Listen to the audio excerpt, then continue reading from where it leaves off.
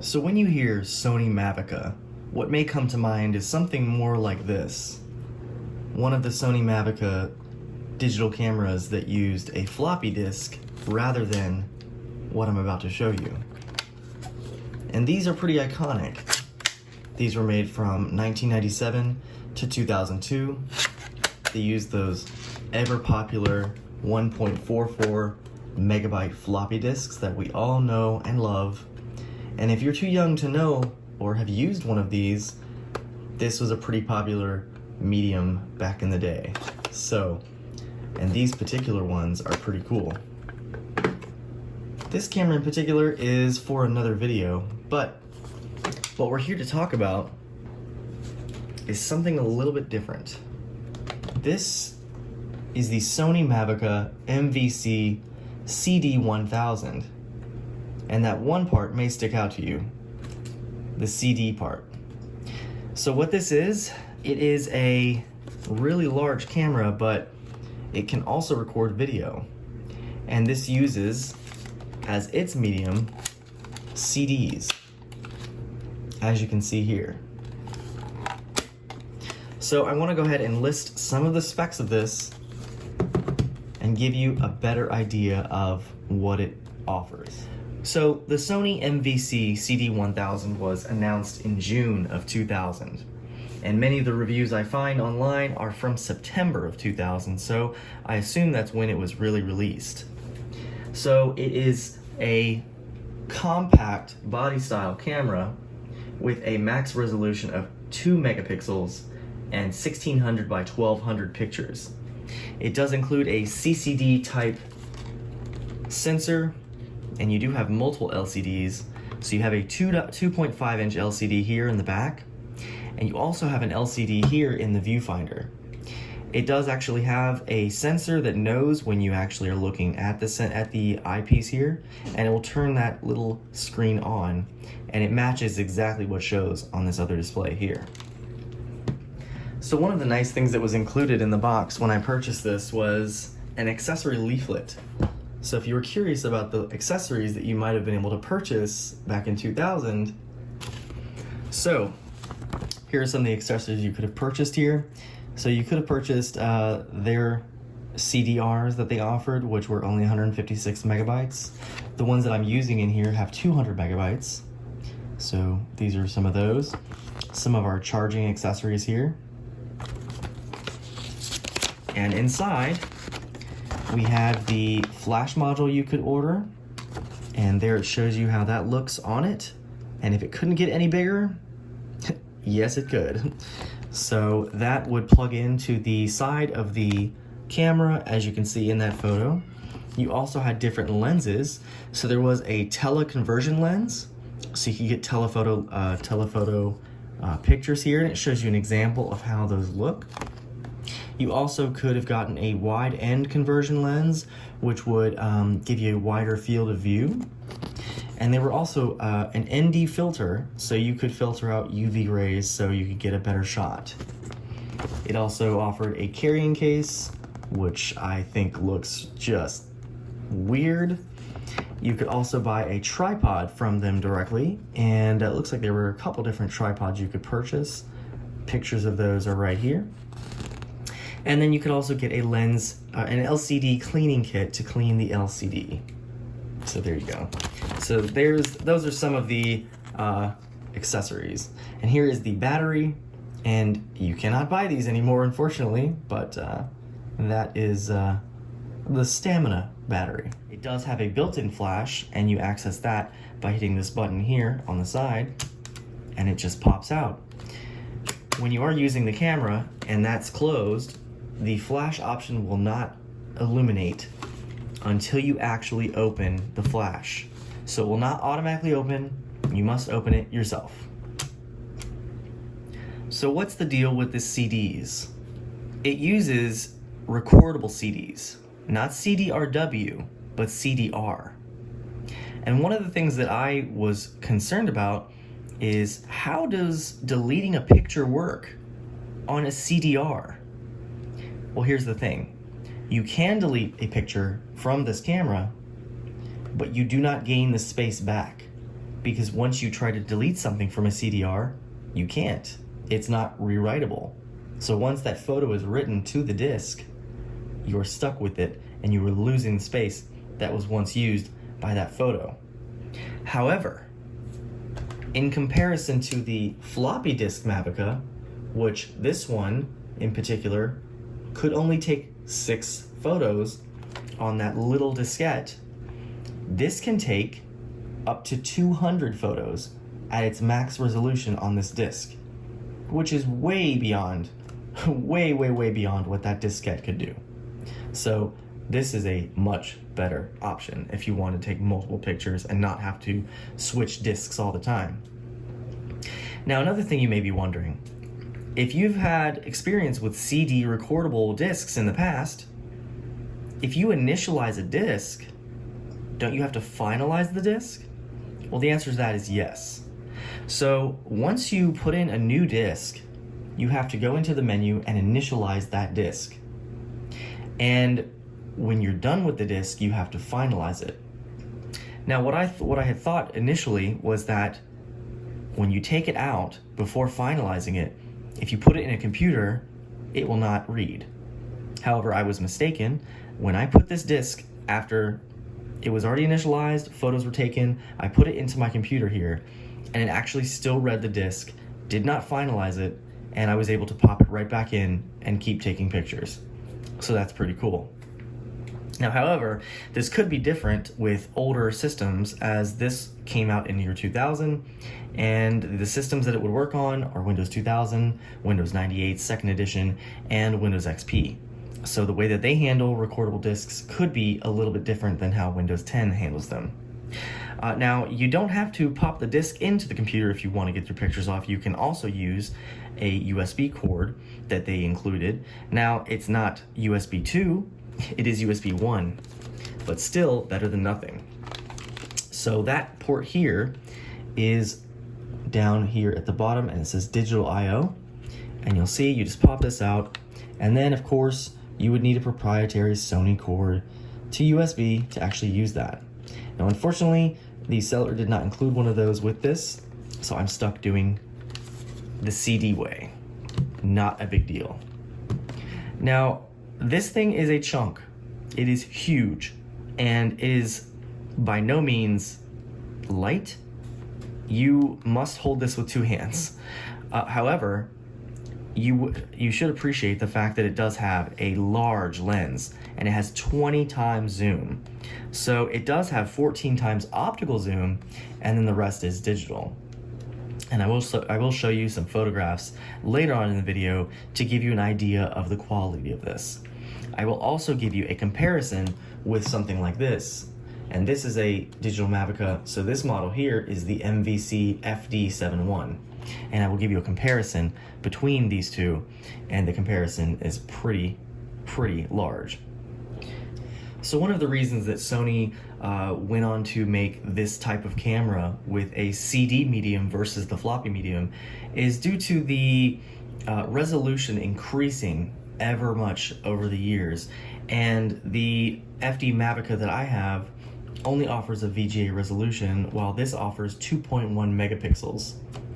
Now, this was not one of the first CD-based Sony Mavica cameras. There were others. The oldest one, or the most recent one that I've seen with the highest resolution was 4.1 megapixels, and that is the MVC-CD1000. However, that one does not have this large footprint. It's actually much smaller and more like an FD Mavica here.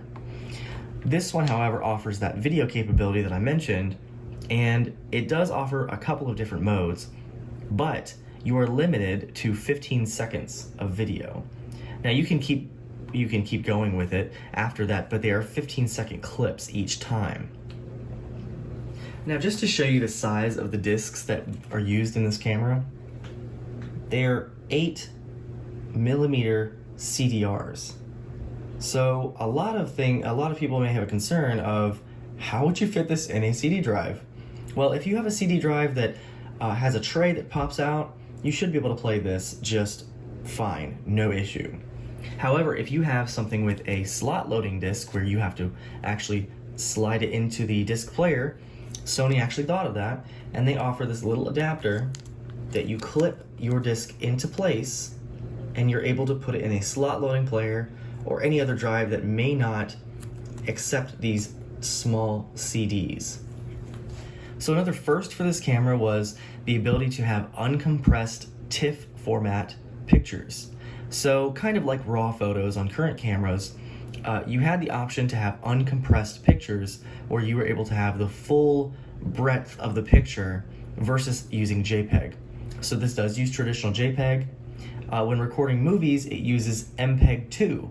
So that's kind of been an issue for me actually, because we are on much higher codecs now. However, I was able to download a codec from the Movies and TVs app on Windows, and it was able to play them. I was not able to post those videos to Twitter, for instance, though, and I have not tried on other social media platforms. But I'm afraid that once I try to show you a video using Final Cut Pro, that I will have an issue trying to get it to work. But that is something I will visit later. So I'm not sure if this was the newest CD-based camera that they came out with when this came out, but I do know that this was a successor to the MVC FD95, which was similar in footprint, but used the floppy disk rather than the CDR. And they look really, really similar, except this one is silver and has a little bit different of an aesthetic. They also designed it with its buttons and everything to cater to the new format that they have here. So I'll give you a quick look around the device, and then I will show you some more of the menu inside this device here. So on this side here, this is where a lot of the magic happens here. So of course we have stickers, and you couldn't have something in the early 2000s without stickers telling you all about the devices. And I still find that funny that it was on computers, on cameras, on anything electronic, you had stickers on everything telling you about them. So on the side here, it does say CD recordable, 20x precision digital zoom, and steady shot. And if you didn't know, steady shot is basically to help keep the picture steady. So if you turn that off and you shake, you're not going to get a very good picture. On the right near that, we have our focus. So you can have it in auto or manual. So you can have manual focus here. You do have that steady shot on or off there. And then here you'll see this is how we open the slot for our CD. So right here, we have our open and close for our flash. We do have our programming. We have white balance. I'm not sure what that one does, but we do have different program up and down buttons there. This is where our flash module would plug in. On the rear here, we do have all our menu keys for using the LCD screen, so you can see that viewfinder up here at the top. We do have our flash on and off, and as I said, the only time that will work is if a flash is attached, number one, or if you have that integrated flash open. You do have a display button which will toggle between the different things on the display itself. You do have an LCD on and off button, so if you wanted to conserve battery, you could turn the LCD off. You have a volume button here, as well as a little speaker, and that is for if you are listening to or watching videos. Right here you have a macro button here, you have a spot meter, and then you have your menu toggle button here. I am not particularly a fan of this because it's more like a four-way toggle, and you have the enter, you push to enter. So it's not the best. I'm not really a fan. Right here you have an access here, and that LED basically tells you when the disk is being accessed. And as you can see here, we do have a small little green window that does show you the CD, and you can see it moving when it's being used. And then when you open this here, you're presented with the disk, and behind that we have the lens and all that good stuff. Underneath that viewfinder, you'll see a small little toggle, and that's to adjust the viewfinder to get it to your liking. Right next to here, we do have this power on, off, and charge, and then we have a little grip for when you're holding the camera. On the top here, you'll see that we do have that little slider for where the flash would go, and then we have our toggles here. So we have play mode, where you would look at pictures and look at videos. You have your still mode for taking still photos, and then your movie mode for taking videos. And then you do have your shutter button here, and then you have your zoom right here. So moving to this side, we have no buttons at all, but you do see that grip right here. So this is how your hand would go here, and I do have a lanyard attached. And you can just see how large the footprint is on this camera. It is just obnoxious. On the front here, you'll see our large lens. So this is the Sony Optical 10 times lens. So I did misspeak. So I thought it was 14 times, but it is 10 times lens. We have some more information down there below as far as the lens is concerned there.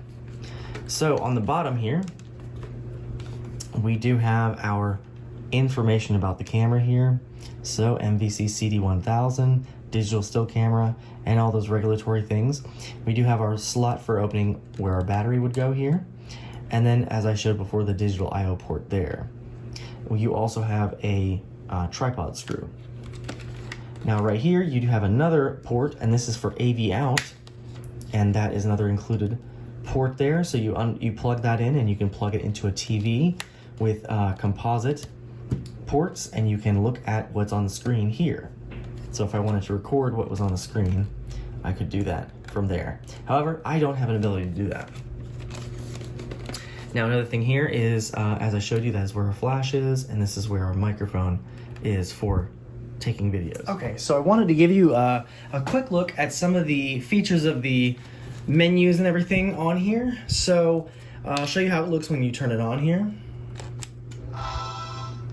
So I did just put in a new battery, so I do need to set the time. However, some of the models have a little battery, and I think that's what's behind this little door here, is a little battery that will let you keep your information in there.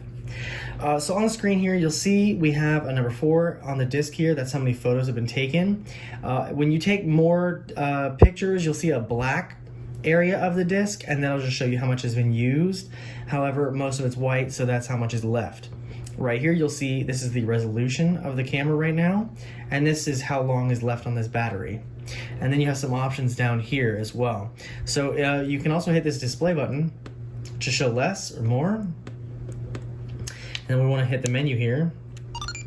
You have all these options here. So we can go over to setup, and I'll show you some of those. So we have our LCD brightness here. We have the beep, whether you want that on or off. We can set the clock from here. You can set your language. And then you have your video out option, which is NTSC or PAL.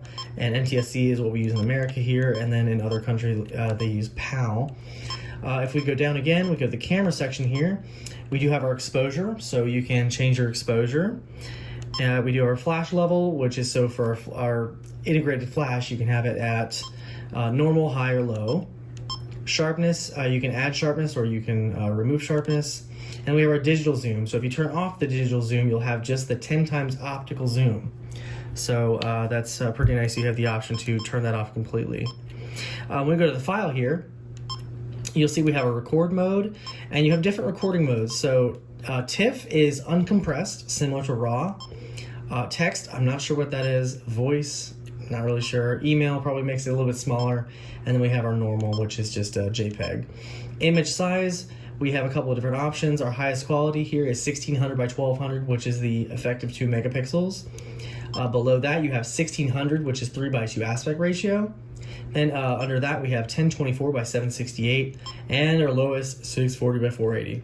So the lower image resolution you use, the more pictures you can fit. However, the quality will be much worse if you go lower than that. Our file number is, you have the normal way that it does files, or you can do it in series. I'm not sure how that looks, to be honest with you, so I can't really speak to that one. Your position sensor, what that does is basically keeps the orientation of however you take the pictures. If you take the picture like this and take it, it will show it properly on the screen, either way you take it. And then under disk tool here, you'll see initialize, finalize, and cancel. So when you pop in a new disk, you have to initialize it. And then what you had to do to show pictures on your computer was to finalize the disk. Now, I don't know if you have to do that, because I had good luck when I put it in my computer and it actually would read it. But when you finalize the disk, you finalize just the portion with those photos. So you do lose a little bit of space, each time you finalize, but you can finalize it multiple times. So you can finalize that portion, come back, record more, finalize again, and all that. So it's not just a one and done kind of thing. So if you finalize it once, you're not losing anything. You still have, you know, some space. And from what I've read, it takes up about 4 megabytes, maybe 5, to finalize each time. Don't quote me on that though. Next we have our effects here, so you can have the date and time show as a stamp here if you wanted to. You also have effects, so we have a couple different effects here. So we have a solarize effect, which kind of like, not sure how to describe that, but if you can kind of see through the lens here. Another effect we have is our black and white, which I'm pretty sure you guys could understand what that is. Sepia, which is kind of that kind of grayish brownish tone that it gives your photos. And then we have negative, which is inverted basically. So you have that kind of inverted weirdness going on. So those are those options there. And then right next to it here, you have a timer. I do not know how long the timer is. It does not tell you, but when you turn it on, when you press the shutter, it does have the timer and it'll beep and it'll let you know. And then once it does a bunch of beeps in succession, it'll take the picture. Okay, so now we're switched into the movie mode, so I can show you those settings. And a lot of them are pretty similar, but you will see a couple of new things here. So you still have the battery and how long is left. You still have how many photos have been taken or videos have been taken. And then you do have your quality here, and you can see the little film reel right there, and that indicates that it's a movie. And then this is the quality of it, of the film, or of the movie, and I'll show you that also. Now it says standby, and then this is how long you have to record. So it's 15 seconds, and that's the max amount you can do for a clip. Unfortunate, but that's how they did it. Now some other cameras of the day didn't have a limit like that, but they did record differently. This records an MPEG 2. So, and we don't really use that anymore, so it's kind of some things we're not really liking that file format. And yeah, so I have to probably convert them to actually show them to you, but I will have some videos to show you right after I show you this here.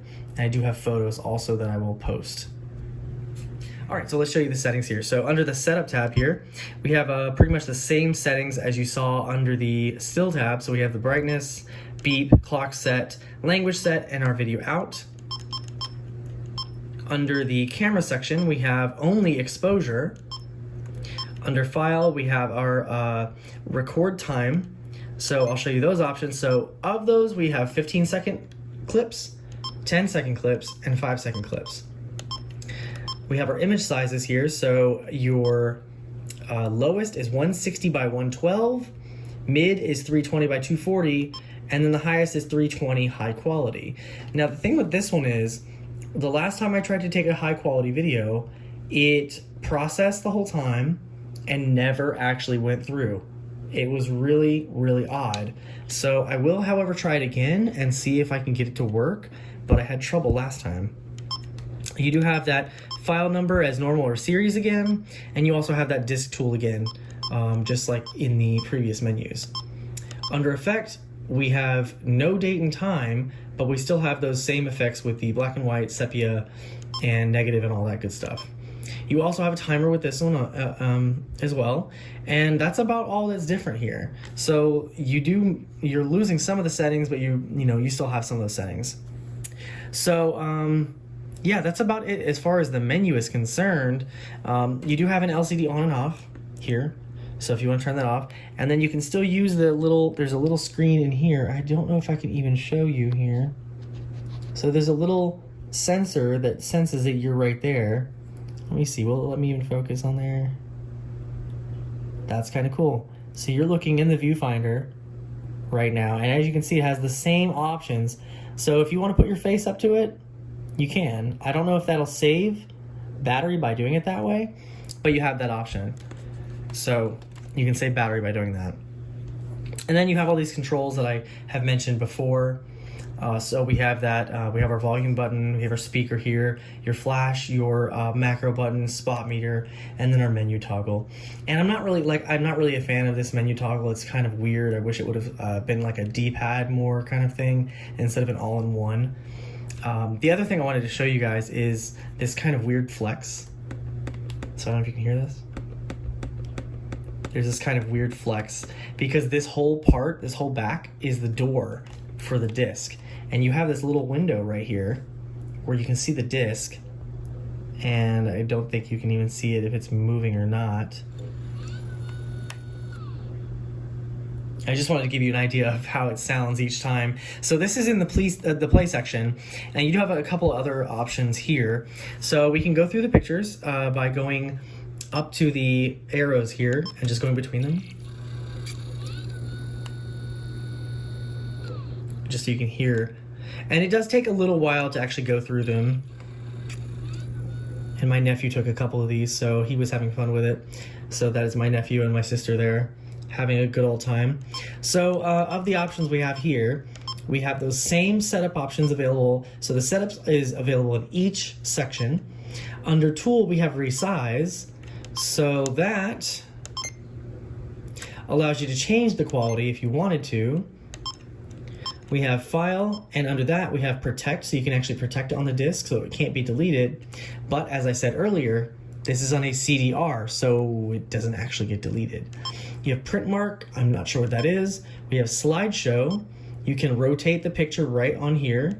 And then we have that same disk tool where you initialize and finalize the disk. Then we have our delete button. And as I said, if you delete it, you're losing the space, but you're technically not losing the picture. It's still on this disk. You do also have an index right here. So if you have a bunch of pictures, you can go through them quickly, somewhat quickly. And that'll kind of show you how long it takes to go, to load them up. So we can go through here. We have that same setup, delete, file, and all those different options that we had before. And then you have this little toggle up here, so you can toggle between the menus. And as you can see, each time I push up and down, you can actually see it depressing that, which is really nice. So it does have some pretty cool details to it. So really, really nice. So it is similar to other cameras, other Sony Mavica cameras of the time. And, overall, I really like it. I think the battery life is pretty good on it. It's not, it says it's only 1.5 hours, but that's enough to take, a good amount of pictures. And then you can easily just pop one of these out and put a new one in, and you're good to go. You can add another battery real quick. So, but honestly, not a bad camera. I think the size of it is just kind of obnoxious. And the fact that you can only take 15-second max clips with this kind of sucks. So you have this really big camera with a really big lens, and it tries to tell you MPEG Movie HQ, you can take high quality videos and all this stuff, but you're so limited in what you can actually do with the videos. But maybe at the time that wasn't a big deal. So you're kind of getting the best of both worlds, because I think in 2000 you would have had to have a camera and a camcorder to have the best of both worlds. You'd have to have a camera to take pictures and a camcorder to take videos, and you would have to have a high 8 camera. So you have all this, but this is great because you have everything in one thing, but you're taking only short clips. So you can't go to your kid's recital, or, go to a graduation or something really important and actually take a full video. You have to take 15-second clips. So maybe it's good for like a party or like a little event where you're just seeing a little tiny thing, a short event. Might be, not a big deal. So before I go here, I am going to show you some videos and pictures from the camera, and then I'll go ahead and give you my final thoughts.